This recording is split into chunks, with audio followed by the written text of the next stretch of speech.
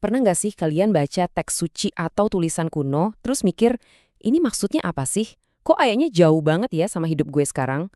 Tulisan-tulisan ini kan umurnya ribuan tahun. Nah, gimana caranya kita bisa ngebuka makna di dalamnya? Yuk kita coba bedah bareng-bareng. Nah, ini dia pertanyaan utamanya. Gimana ceritanya tulisan dari zaman dan dunia yang beda banget bisa ngomong sama kita di masa kini? Tentu aja buat jawab itu kita butuh alat yang pas. Dan perjalanan kita dimulai sekarang. Oke, setiap penjelajah kan butuh peta ya kan? Nah, di dunia studi teks ini, peta kita itu namanya hermeneutika. Anggap aja ini kayak blueprintnya, panduan dasar biar kita nggak asal-asalan dan tersesat pas coba ngartiin sesuatu. Jadi, hermeneutika itu bukan sekadar baca biasa loh. Ini beneran sebuah ilmu. Tujuannya apa? Biar kita punya aturan main yang jelas, punya prinsip. Jadi, makna yang kita dapat itu benar-benar dari teksnya, bukan hasil karangan atau asumsi kita sendiri. Dan ternyata hermeneutika ini ada cabangnya juga loh.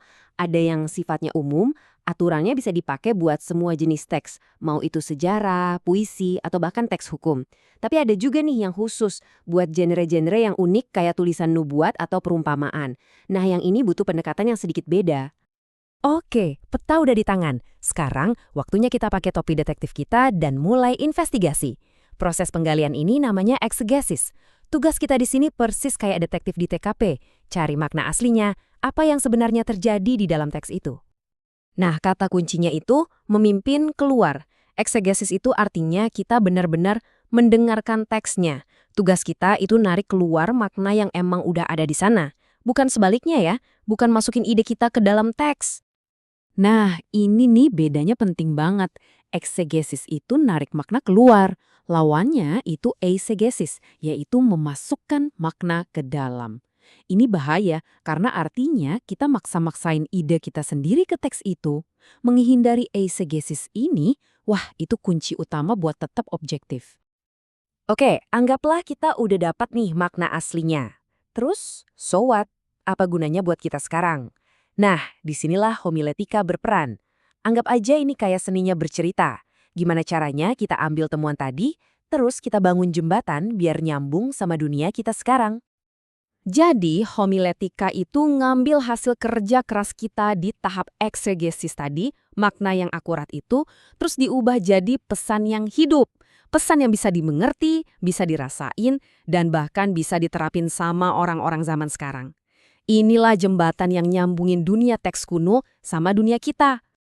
Jadi, kalau kita urutin, prosesnya ada 3 langkah simpel. 1. Eksegesis, nanya dulu artinya apa. 2. Kita bangun jembatan konteksnya. 3. Homiletika, nanya sekarang artinya apa buat kita. Alurnya jelas banget kan, dari menggali temuan sampai ke penerapan praktis. Sekarang coba kita zoom out sedikit, lihat gambaran besarnya. Teks-teks suci ini kan nggak berdiri sendiri-sendiri ya. Mereka itu bagian dari satu cerita yang super besar. Nah, ada lensa yang bisa bantu kita lihat ini, namanya eskatologi. Ini bantu kita nempatin setiap teks dalam narasi kosmik yang utuh. Gampangnya gini deh, eskatologi itu kayak kita udah tahu ending sebuah film. Kalau kita tahu akhirnya gimana, setiap adegan di awal jadi punya makna lebih dalam kan? Nah, konsep ini persis kayak gitu. Kita jadi tahu kemana arah cerita besar ini, apa tujuan akhirnya. Jadi, poin paling pentingnya tuh ini. Dengan alat-alat kayak eskatologi tadi, kita jadi sadar kalau setiap ayat, setiap cerita, itu bukan potongan-potongan acak. Sama sekali bukan. Semuanya itu bagian dari satu narasi raksasa yang nyambung, yang bergerak dari awal ke sebuah akhir yang penuh makna. Tapi pertanyaannya, gimana caranya cerita besar ini saling terkait? Nah, salah satu alat paling keren buat ngelihat ini adalah tipologi.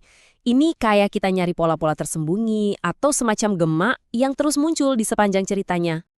Penting nih, ini bukan soal cocok logi atau nyari-nyari kebetulan ya. Tipologi itu soal mengenali pola ilahi yang emang sengaja ditenun di dalam teks.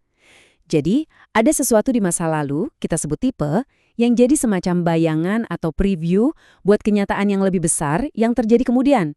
Nah, itu antitipnya. Oke, cukup teorinya. Sekarang kita lihat langsung gimana cara kerjanya. Kita bakal ambil salah satu ayat paling terkenal sedunia. Ayat pertama di Kitab Kejadian.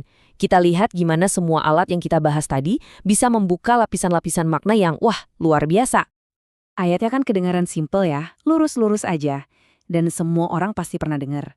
Tapi, dengan semua perkakas yang udah kita siapin tadi, kita bakal lihat kalau di balik kesederhanaan itu ada makna yang jauh-jauh lebih dalam. Nah, lihat deh polanya di sini. Penciptaan yang pertama itu jadi tipe buat penciptaan yang baru. Terus, penciptaan yang terjadi lewat firman jadi gambaran buat Yesus, sang firman itu sendiri. Pemisahan terang dan gelap itu jadi pola buat penyelamatan dari kegelapan rohani. Bahkan langit dan bumi yang pertama jadi semacam preview buat langit dan bumi yang baru.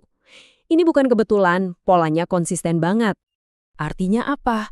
Kesimpulannya kuat banget.